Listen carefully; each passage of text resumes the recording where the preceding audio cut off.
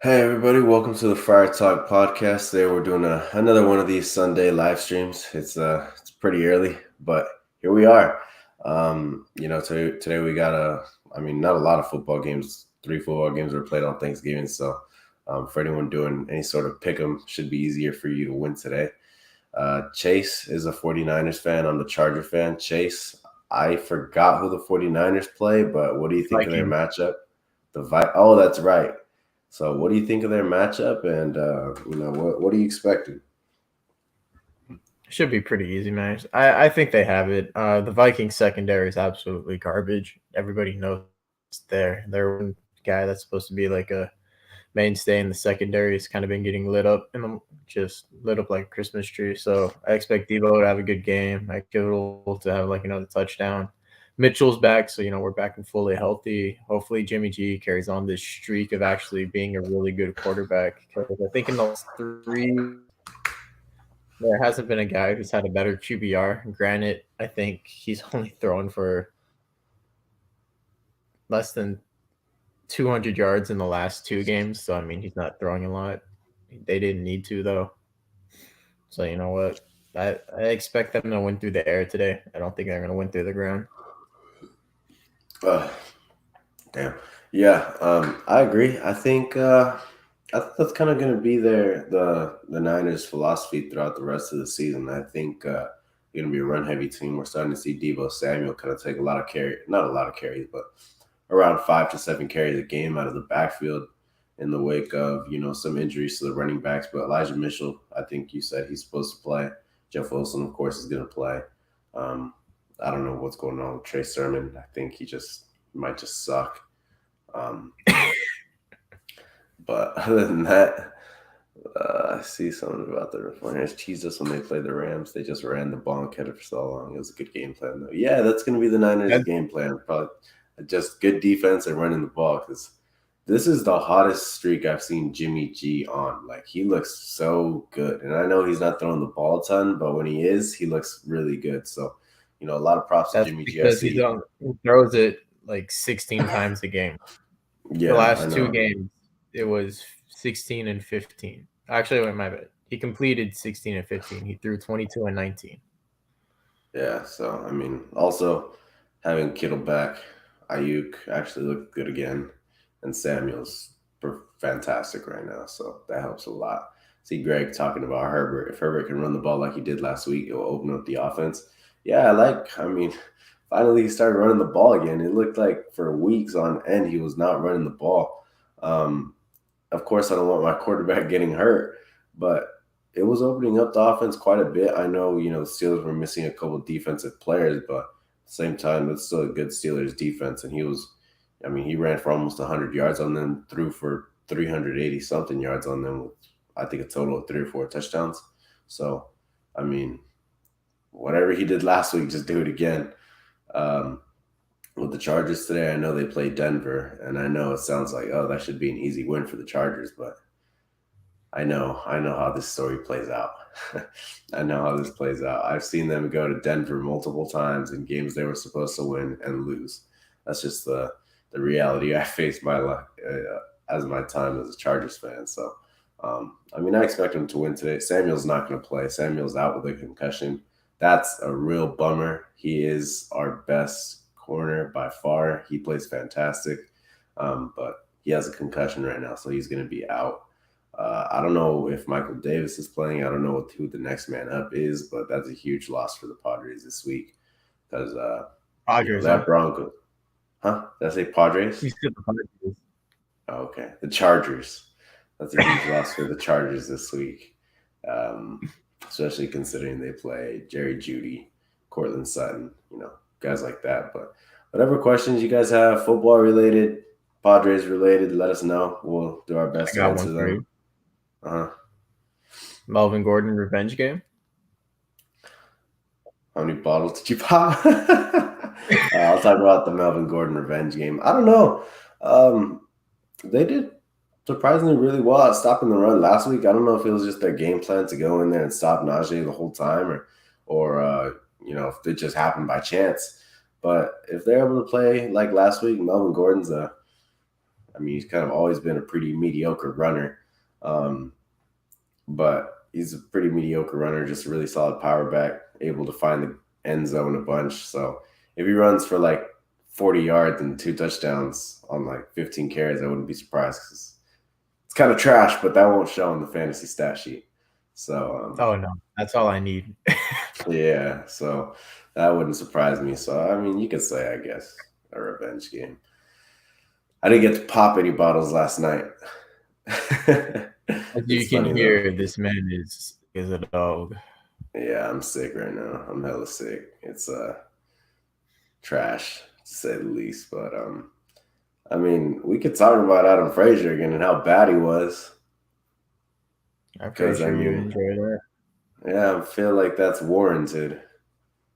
How But like he here's the can't. funny thing: watch him Yeah, go to the Mariners and him ball out like all the other Padres that didn't get enough playing time.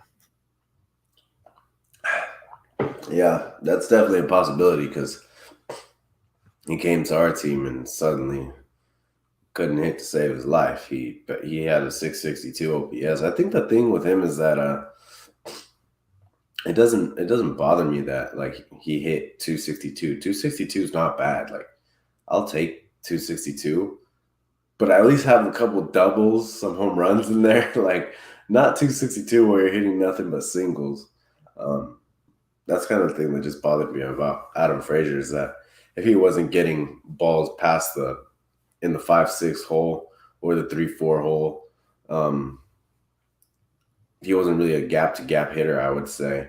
But if he wasn't getting, base hits that barely got through the infield, he wasn't getting base hits at all. Like he wasn't hitting doubles, triples, home runs. I see.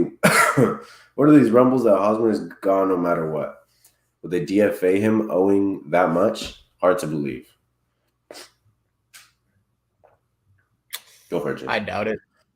I really don't think they'll DFA him owing that much. I really think they want to get him in a trade, maybe with a prospect, just kind of get rid of him, maybe get like a bullpen arm or something. They're not going to make like some start trade around Eric Hosmer because it's not going to work out like that. I think the Padres are just waiting for the CBA agreement, and if the salary is implemented, then they're probably going to really try to push Eric Hosmer onto a team that just okay, we'll take the money just because the salary floor is implemented now. Now we don't have to sign a player that's overvalued. We have a guy that's overvalued in Eric Hosmer instead.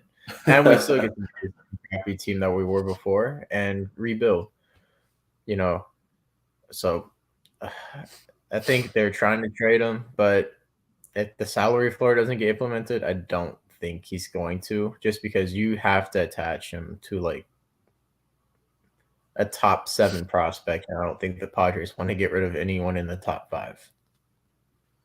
Yeah. I mean, I wouldn't want to pay somebody that's not working for me. That's just how I feel about it. And I know he's trash, but I don't think it's real. I don't know how realistic it would be to DFA him. And if it happens, like it won't be a surprise because he's been arguably the worst player in baseball ever since we signed him. Um, if not the worst, one of the worst for sure. So I don't know if he's gone no matter what. What would really help, like Chase mentioned, is the salary floor where we can trade him to a team that's trying to rebuild. And I mean, like the Pirates, if there's anyone on the Pirates that we want, I'm not sure who we can trade him to, but it would absolutely help. So I don't know. I don't know if he's gone for sure.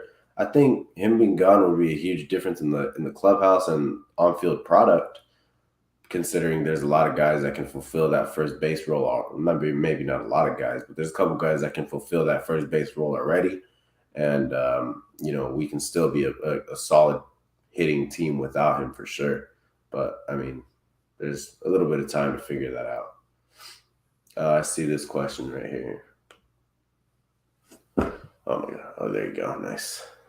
You had the same thoughts. Yeah. I think Adrian Martinez is going to come out in spring training. He's not going to be one of the first prospects cut. They're probably going to give him an extensive look, see how he is, see how he does against some MLB hitting. But like Gil was saying. I don't expect too much. I think spot starts and long inning reliefs will probably be perfect. Kind of introduce him to the league how they did Ryan Weathers. Maybe just a few reliefs in the bullpen if you need it. Same thing with Reese Kinnear. I think that's the best way to introduce him to the league. Give him a couple 3 inning outings or opener. Let him be an opener. I think that's a great way to introduce him to the league. Get him through the lineup at least one time, maybe two, depending on how many innings he's at, how many pitches he's at. But outside of that, I think he's due to be seasoned in AAA a little bit more. Yeah, I really like him to come in some relief appearances, just because I don't think he's seasoned enough to be a starter. Of course, I haven't seen his stuff like that, but he went from Double A where he had some really good numbers, and I mean, it's hard to blame somebody in the Padres organization if they struggle in AAA, because I mean, Austin Hedges hit fantastic in that AAA ballpark. Seems like everybody hits fantastic in that ballpark, so it is kind Austin of hard Hedges to. MVP in that ballpark. Yeah, and the guy has like a career 180 something batting average, so it's really hard to put much blame on somebody there. But really struggled in AAA, so I think I'd like to see him come out of the bullpen in a relief role before making him a starter, and that's not a bad thing. Stuff like that happens. Um, Signing I want to see is Jock Peterson. That's interesting. Um, Yeah, it'd be nice to have an outfield. I mean, another outfield piece, whether it be a starter or or depth piece, and he's absolutely better than Tommy Pham. I just don't know, with the way the market's playing right now, I just don't know how much he would cost, and it's really hard for the Padres to sign anyone considering the contracts they're stuck in right now. And he just went to the World Series. I think Mhm. all the teams or all the guys that are coming into free agencies that were on the World Series roster, I think they're due for a little bit extra of a payday because of how they perform there. I mean, if you have a guy that's average in or in the regular season, but they can kick it up to that extra notch in the postseason, and you're on a team that's on the verge of knocking on the doors of postseason, I think you pay a little bit extra money for like the Jock Petersons, the Jorge Solers, the is that Eddie Rosario? You pay a little bit extra money for those guys because man, they practically won those teams the postseason games. Soler was probably the biggest had some of the biggest clutch at bats throughout the entire postseason. Yeah, I see this question right here too. Cool name. Um, Kim, yeah, he might he. I mean, it's not a bad argument to say that he's probably the best defensive shortstop in the National League. He was fantastic in his time there, and he had so many defensive runs saved considering how much time he played. It's just that, like you mentioned, the bat is pretty weak, and it's gonna take some time for somebody like Ha-Seong Kim, who came from I think he came from the KBO, right? Yeah. Yeah, he came from the KBO. It's gonna take him some time to adjust.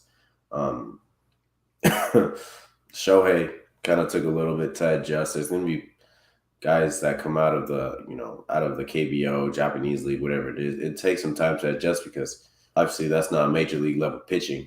You come to the major leagues, you see that major league level pitching, and it's kind of hard to hit it. I mean, there's guys over there that threw a maximum of like 92. He comes and now there's guys throwing 100 all of a sudden. So what's funny is that they didn't really put him in situations where he'd face a guy that throws 100, but I mean, the stuff is there. The velocity is still there. So, I mean, of course he's going to struggle at first. I think what it's all going to depend on is how does he do in spring training and how much playing time do we really give him? Because the only way you're going to be able to adjust is by getting a lot of at-bats. Yeah.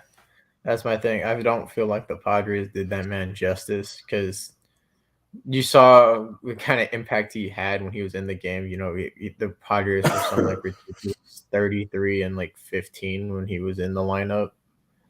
He for the most part started to come around. There was a good stretch of games where he had like 8 games with an RBI in a row.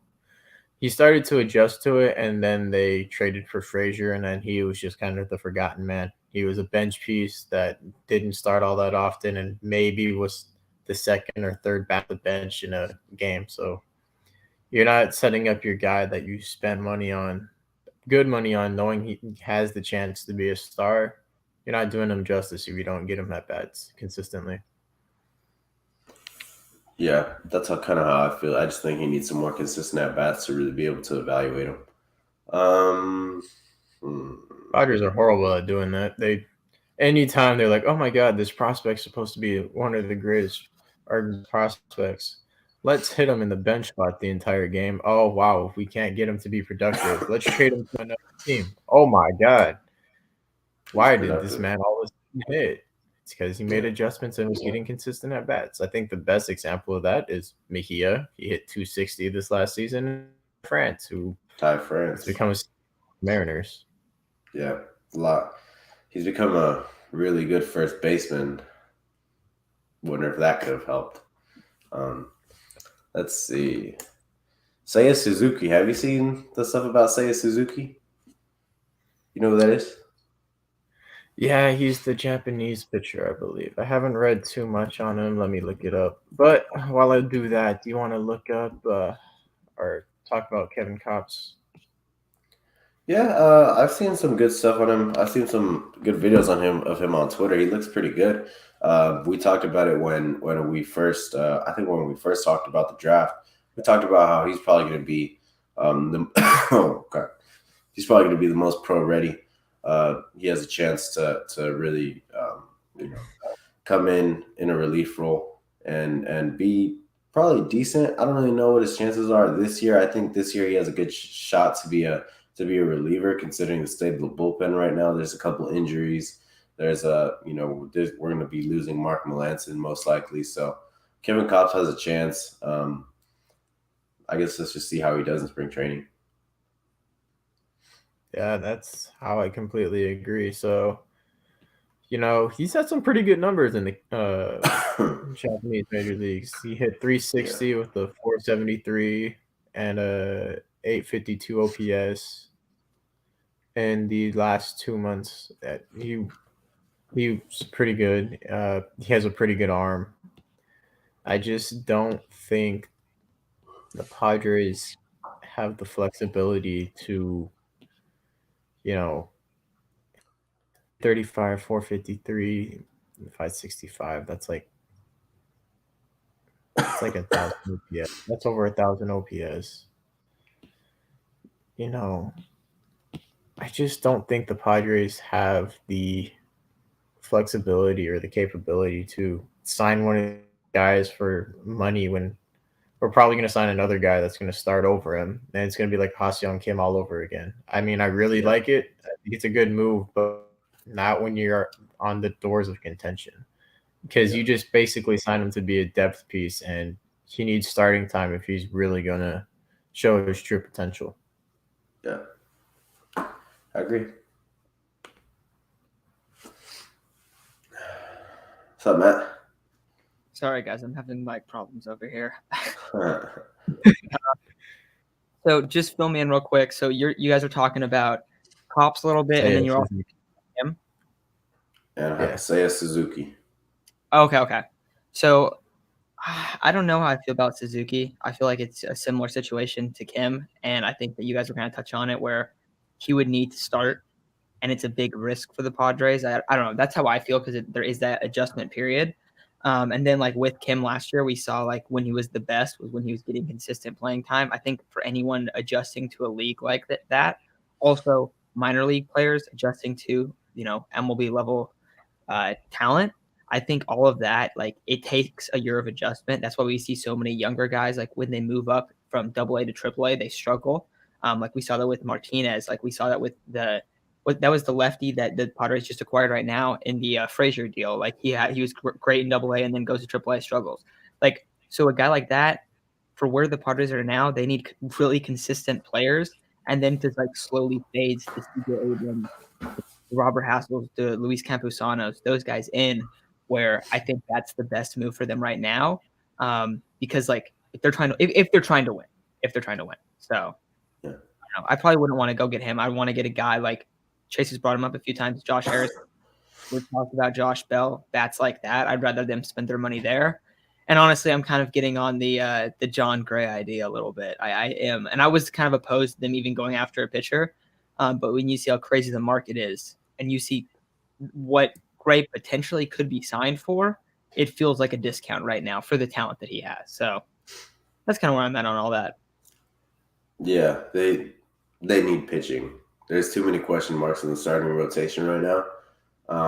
Not to mention, we saw what happened when we had no pitching depth last year. We had signed Jake Arrieta and Vince Velasquez, and those two pitched in the most important series in the Padres season, and we got swept. So, along with Yu Darvish, who had a really horrible back end of the season, we got swept. So, yes, I think we need 6 starters. If not, I don't think we need like seven starters to be in like a 7-man rotation, but we need a lot of starters. 6-man. I've been preaching this for like the past, I don't know how many years. Ever since the Mets successfully did it, I've been saying whenever the Padres get the pitchers, so they need to implement a 6-man rotation. And I've been saying it for the last 2 years too. They need a 6-man rotation. They got to do something to be able to preserve the health of some of these guys, because I mean, Darvish is getting up there in age. Clevenger's coming off a second Tommy John. Blake Snell, I mean, he got hurt. It was a groin injury, so he's going to be healed by then. But, you know, are we going to get second half Blake Snell or first half Blake Snell? Like, there's a lot of questions surrounding Paddock. Yeah, he's probably done. I like the idea of having 6 starters, because then come playoff time, you can just have 3 guys and just have, if your pitcher's not feeling it, you can pull him. Like, you have a secondary starter every single day. So I like that a lot. I know sometimes you go 4 starters deep in the playoffs too, but if you have, this guy's last 3 outings, he had 2 outings where he pitched 6 innings and then 1 where he pitched 3 because he struggled. You could probably do it on a little bit less, like a day's less rest, especially come playoff time if you've been using a 6-man rotation.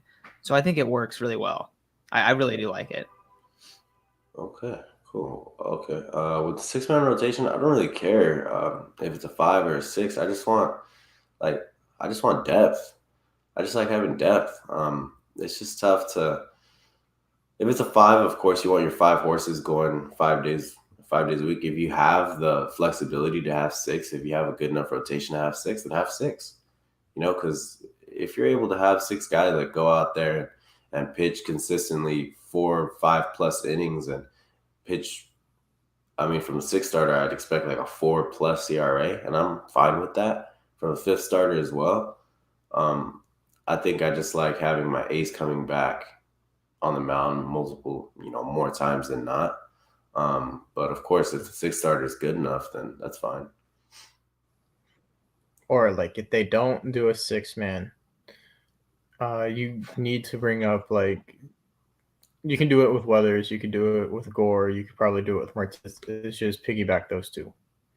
Make them go a solid 7-8 innings, because you have 2 guys. If you can get them to eat 7 to 8 innings, it's probably less tax on the bullpen in general. I mean, because depending on how long the 5 guys before them go, or the 4 guys before them go, that could be a really big relief to the bullpen, because we saw it last year.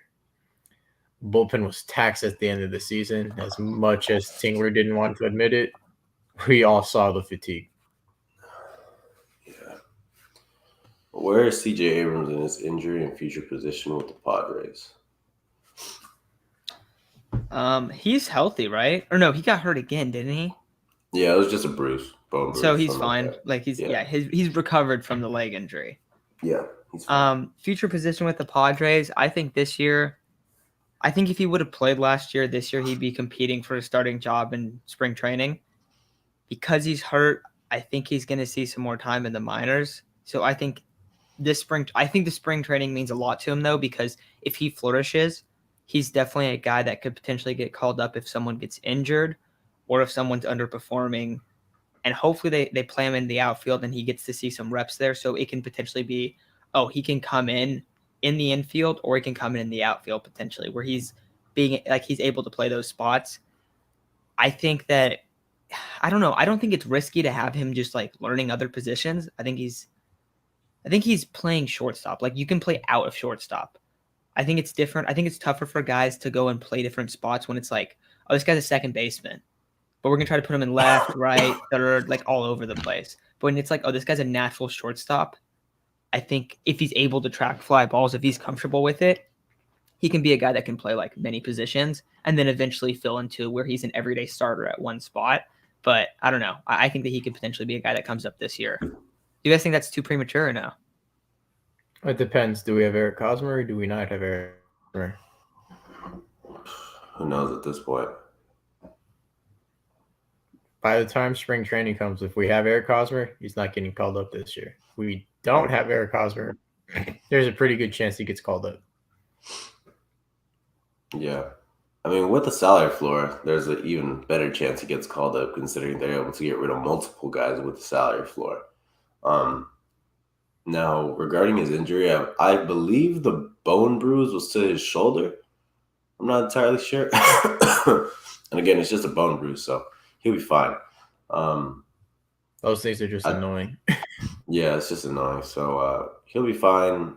His leg's fully healed. The good thing is that, like, it's not some sort of shoulder injury. Or, I mean, it's a bone bruise, but, like, he's not coming off some sort of major shoulder surgery the way Fernando would have needed to, the way Cody Bellinger did. So that's a positive. It's a leg injury. I believe he's still going to have all the same speed, all that kind of stuff. It's just going to be harder for him to come back and get all his timing, his rhythm down. And I think it's harder than a lot of people think to be able to come back from an injury in baseball because, I mean, sometimes they say it takes 6 weeks to be able to get your timing back and all that kind of stuff. So that can be tough for him. With his future position, I've been an advocate to get him some outfield reps, get him in right field. I know some people don't think it's the best option for him. But, I mean, considering the way, this Padres team is right now, I don't want to see Cronenworth in the outfield. I think the CJ Abrams' best spot would be in the outfield, in right field. And I've said it before, it's not a knock on him. A lot of the best players in the bigs right now play right field, but I think that's his best spot. Absolutely. We've seen a lot of people transition to the outfield just because the infield stacked. Unfortunately, we have Eric Hosmer, and so that leaves Cronenworth playing second. So, Cronenworth could be a great first baseman, or, if Hosmer gets traded, Abrams can just take over Meyer's spot. Myers can take over Hosmer's, and then we just need a left fielder. You can fill out a lot of different ways with Abrams being that starting guy. It really does depend on how he does in spring training. It also really depends on if the team begs for him to be on the team like they did Fernando. They're saying you guys need to have this guy on the opening day roster. The team wanted him there, and the team wants Abrams there and thinks he's ready for the bigs. I don't see any reason not to.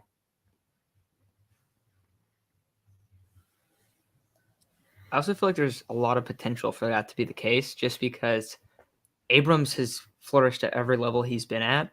And last spring training, he looked pretty good. And they're going to be like, hey, look, this is the second time we've seen this guy through here. He's ready to go. Yeah, he was hurt, didn't get those reps. And maybe it takes him a couple weeks longer than it did Fernando.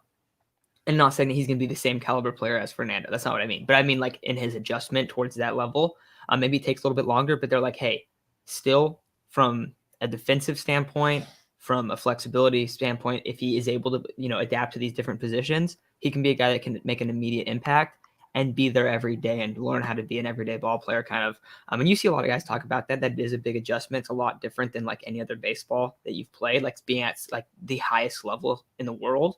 So I think that that's something where we might see them push for him to do that. And that'd be awesome. I mean, that'd be like such a big sign. I think like it would get people really excited, especially when you consider that that's what happened to Fernando. So I think there's a possibility.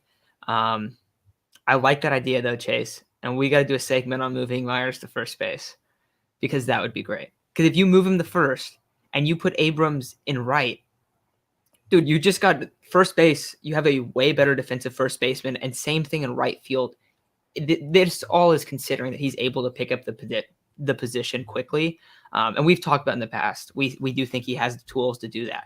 So if that happens, I mean, that'd be amazing. Like, and then let's say, I don't know, who would you want at left field if that was the case? Because I did see that some people wanted to know like what we thought their moves could be. Because then you have Cronenworth second. That's the only spot, and you barely spent any money. You like I said, you were cheaper. you You trade like for you Josh lowered it. Harrison. Yeah, I don't know. I'd probably have to look more into some outfield options. Mark Canna and I think Mark Canna was pretty cheap. I thought he was pretty cheap. Marte was pretty costly. That was kind of a big deal. I don't think it was I think it was the years, right? Isn't that what it was? you were It was just the years. Yeah, it was like 5. What was it, like 5 years? 4? Yeah, it's still kind of a lot considering his age. And I see people talking about the first thing I see is Pham is a free agent. I don't want Pham anymore. Kind of tired of Pham. He wasn't what we thought he was going to be when he came to the Padres. Sorry, I sound like a dead, whatever they call it. So, I mean, kind of relating back to CJ Abrams, I guess, I mean, our answers or our questions are going to be answered in spring training when we see what he plays. Because we saw last spring training, even when Fernando was there, he was still getting a lot of reps at shortstop. A lot, like all his reps came at shortstop, actually. So that's kind of weird. I found that to be kind of weird. I don't know what to think of that.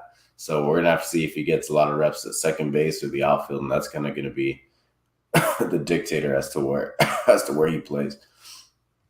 See people talking about Avisel Garcia.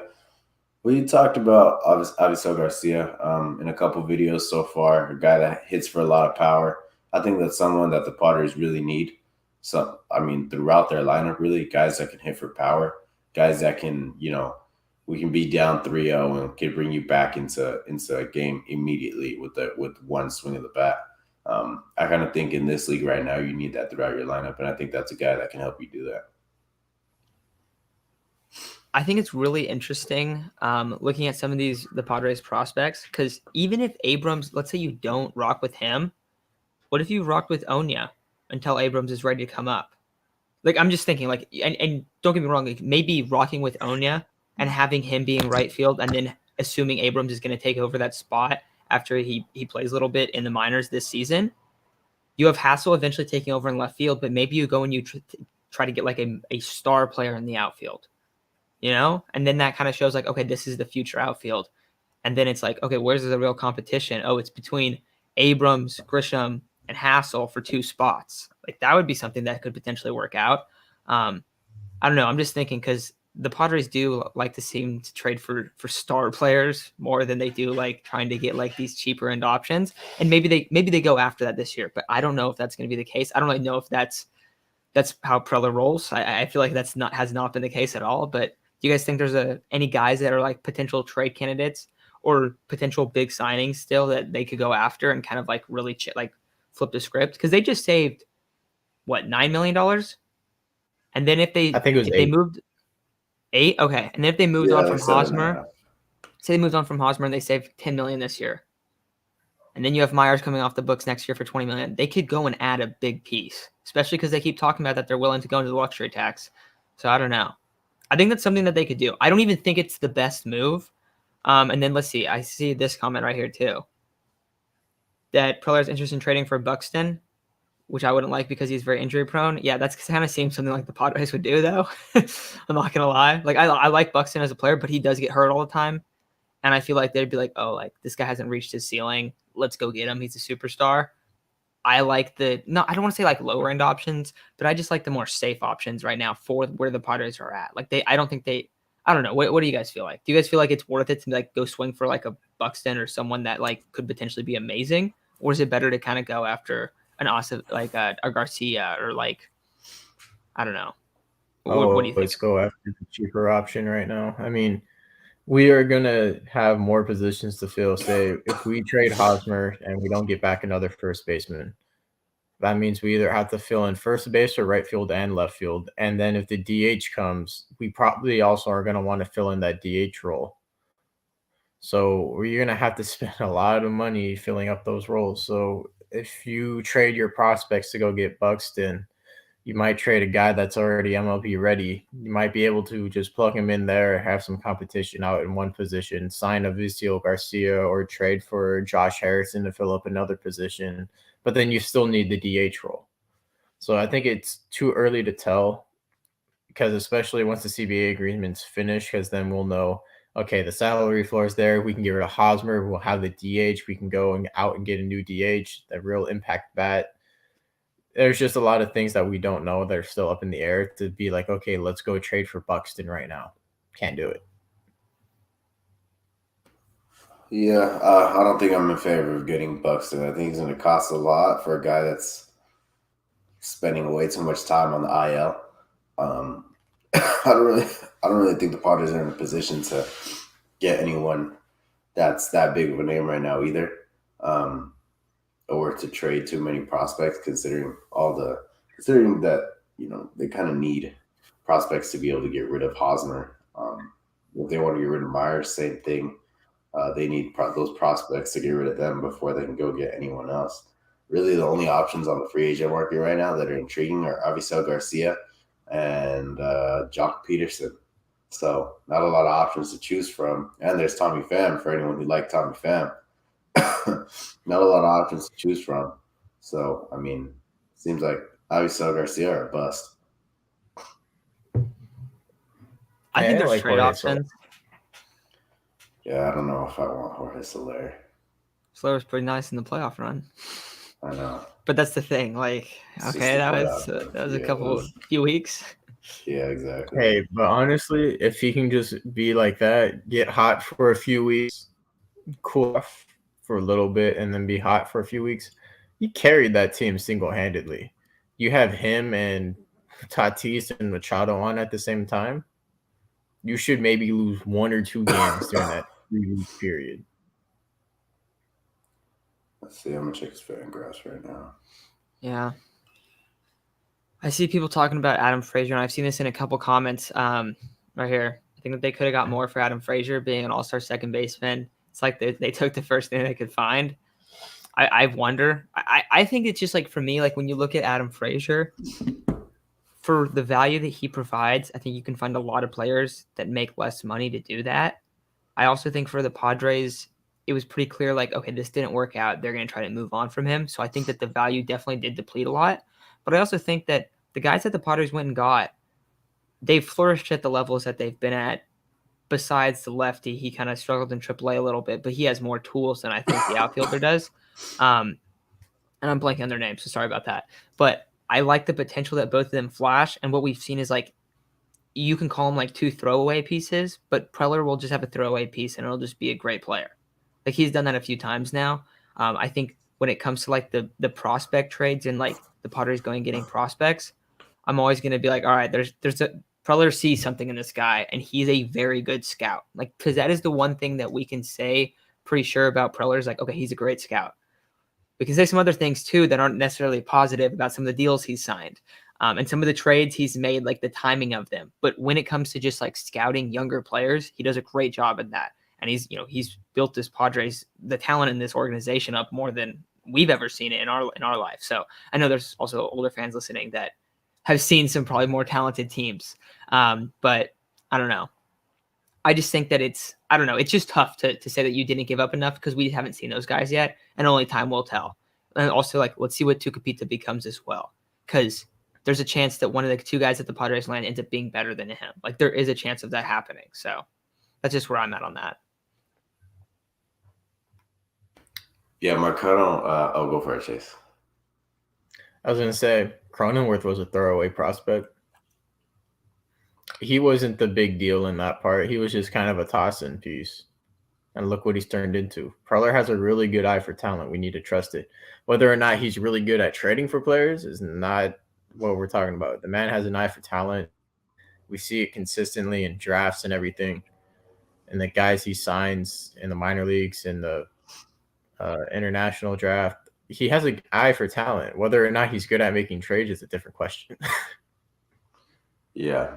I don't really know if, like Matt said, we kind of need time to evaluate it. But Marcano fell off heavily, like crazy heavily. I saw his stat. I can't remember the stats off the top of my head, but ever since he left the Padres organization, they got pretty bad.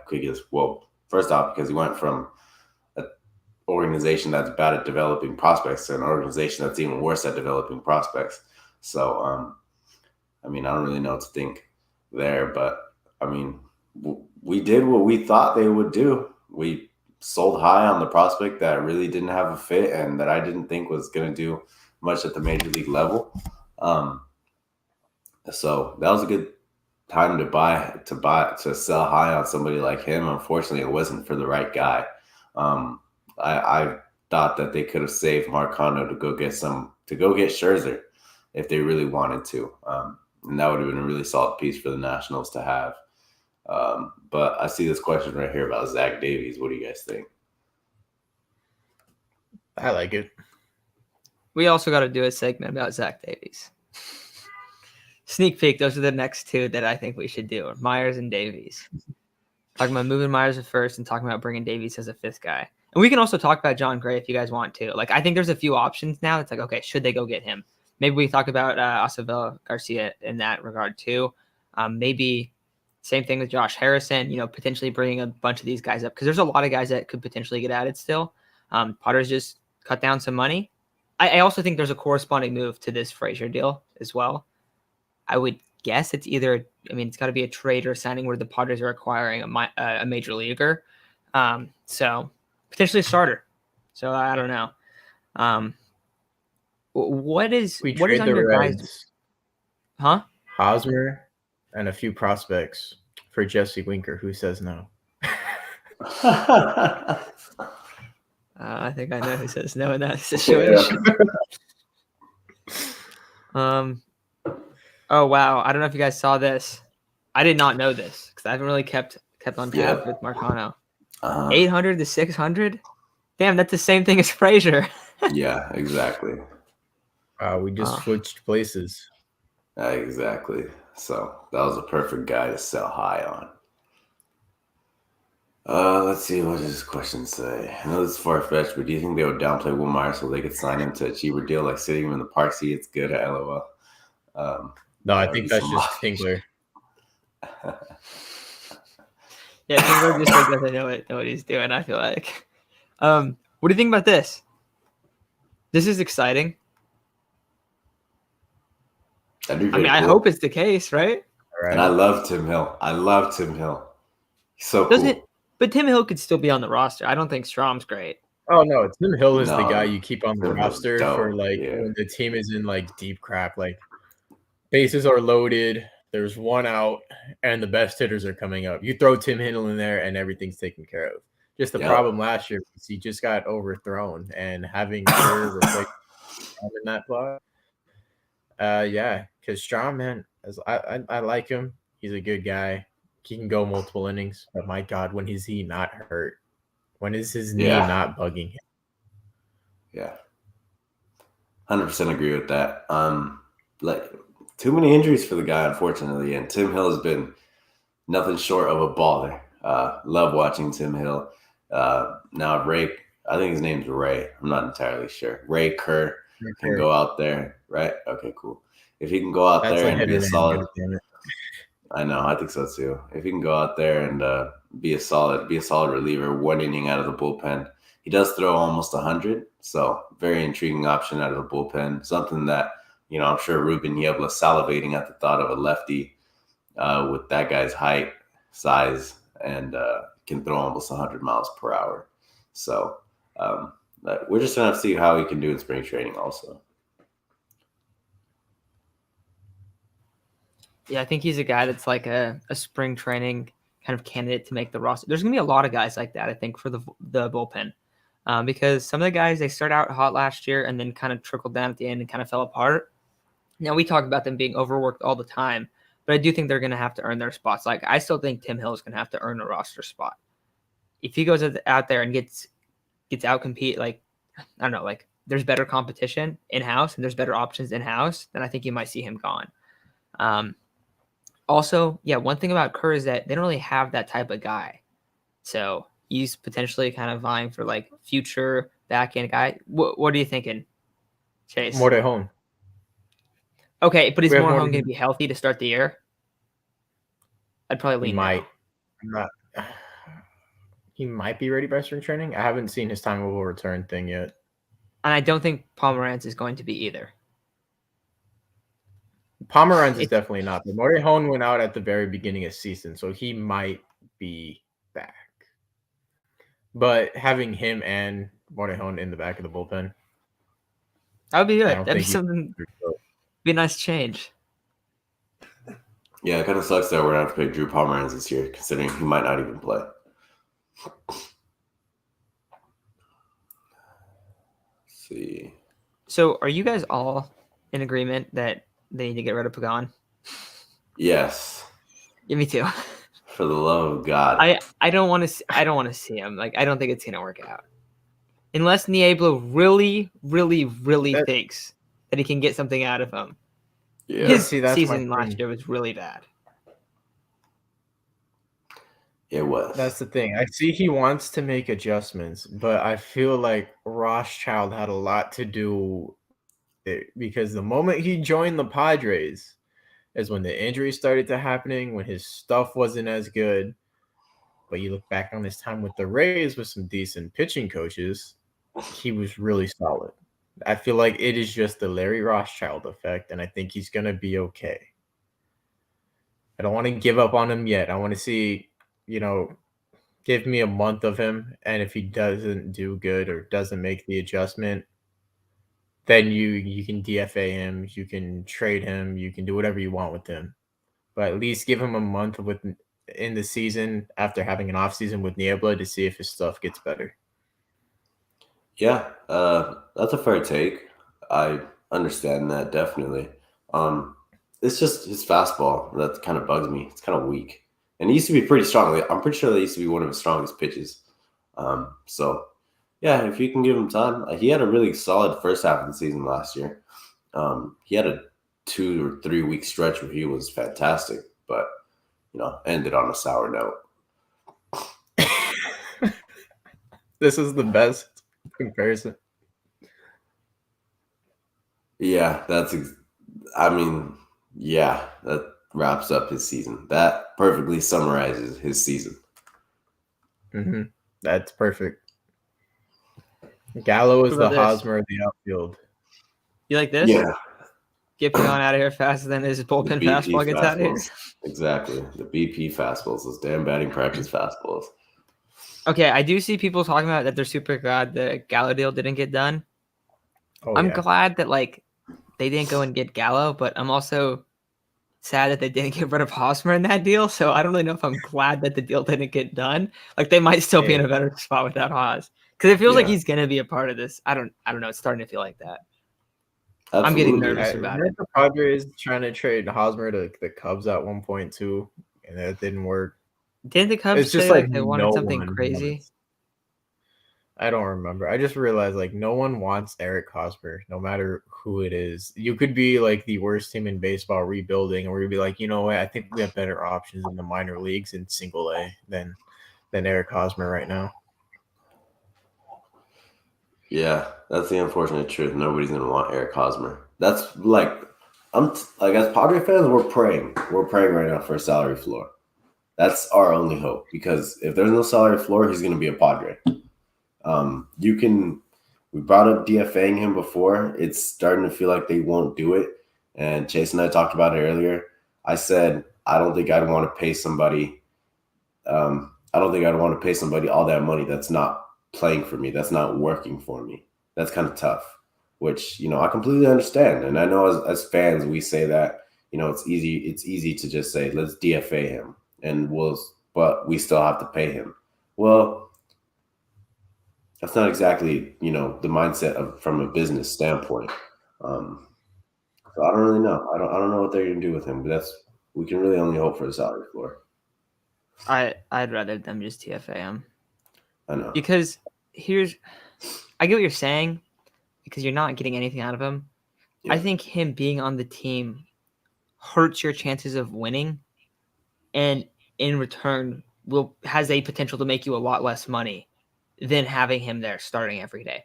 Now, I do think that what they're going to – I feel like most likely what they're going to do is if there's a DH, they're going to talk themselves into having him be the DH, which to me, I think that's a terrible idea.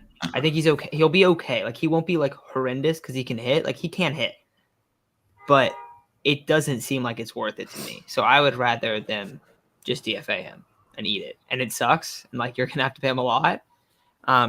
You can also do, like, the Dodgers Adrian Gonzalez treatment. Like, they paid him, like, $1 million last year. So you can just spread it out for a super long time. It would be Eric Hosmer Day instead of Bobby Bonilla Day.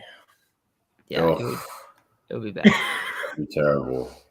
But like, I think he's gonna hurt more than he helps, and that's you never want to have any deal signed like that. But especially when there's a guy with 4 years left on his deal. So like, this is just gonna. I mean, it's been like, I think last year, like going into last year, was when they probably should have traded him. I think that would have been the best time.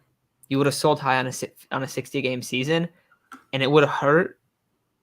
Now, one caveat though, if a salary floor gets put in place, then that's obviously a lot better time to move him because teams need to pick up salary. I think honestly, I feel like that's the only way it gets done. Mm-hmm. Because then a team is like, all right, like we do have somewhat of an incentive. We can just really suck for a while with Eric Hosmer. Oh, man. Completely agree. We're praying for that. Yeah. What else we got here? Yeah. I was going to ask you guys a question. Uh-huh. How should I phrase this?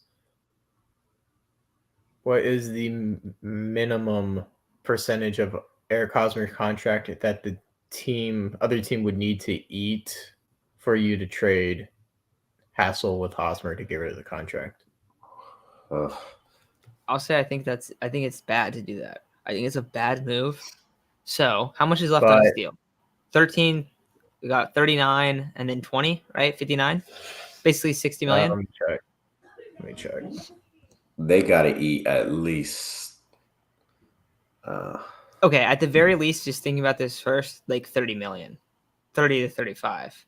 How much That's is what left? I was thinking. Like 30 60? million. That's like half of it. He is owed 21 this year. And 13. 13. So 21 plus. So yeah, 60 then. Yeah. So at the very least, half of the deal. And I don't even think I'd want to. I don't think I'd want to do it. That's what I'm saying. Like I don't like the idea of doing it, but I need more than that.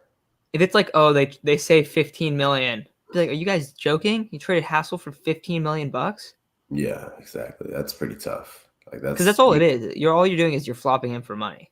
Pretty much, yeah. And you can't really afford to trade Hassel for $15 million. So would you say they would have to eat at least